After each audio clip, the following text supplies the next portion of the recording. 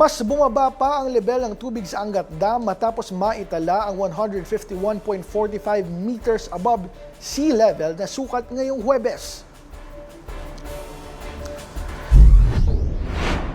Ayon sa Pag-asa, bumaba ito ng 0.67 meters mula sa naitala 152.12 meters nitong Miyerkules, July 22.